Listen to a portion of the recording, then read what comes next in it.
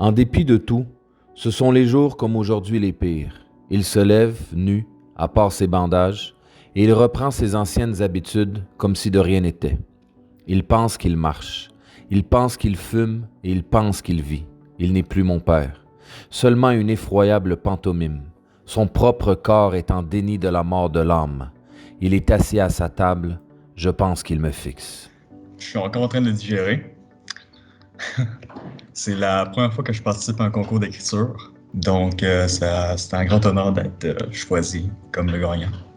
Essentiellement, cet épitaphe-là, c'est, comme je l'avais expliqué, ça dit « Ce que vous êtes, j'étais jadis. Ce que je suis, vous serez. » Et cette phrase-là m'avait un peu marqué, bien sûr, dans le temps. Mais quand je l'avais expliqué à ma mère une fois, elle n'avait pas interprété ça comme une épitaphe, un memento mori, mais plus comme quasiment un symbole de la parenté. Comme avant j'étais un enfant, un jour, mon enfant, tu seras un parent aussi. Donc ce lien-là, ça m'avait aussi inspiré pour écrire l'histoire. Et il y a 3 ans de ça, mon père est décédé.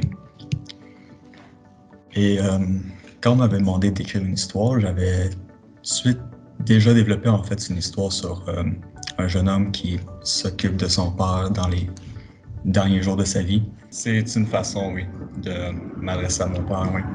Bien sûr, il y a d'autres choses qui m'ont porté à écrire l'histoire, mais c'est la raison principale. Bien sûr qu'il y avait un catharsis que j'ai trouvé pendant l'écriture de mon texte, et le fait qu'il ait été reconnu et apprécié aussi, ça m'a beaucoup touché. Mais je pense que ça va.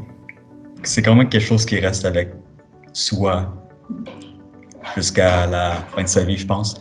Un jeune homme très mature pour son âge, un homme qui a beaucoup de connaissances, qui s'intéresse à beaucoup de choses, qui a une grande culture littéraire aussi. C'est quelqu'un qui est très volontaire, qui veut vraiment réussir, qui s'implique dans ses études. C'est pas une des beautés d'être enseignant, enseignante, hein, c'est que nos élèves nous amènent avec leurs intérêts ailleurs.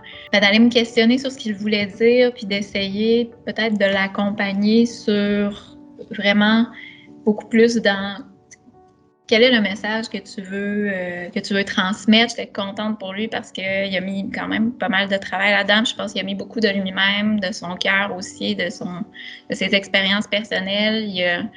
Il a voulu communiquer quelque chose aux gens aussi qui est vrai, je pense, qui est beau, qui gagne le prix Coup de cœur.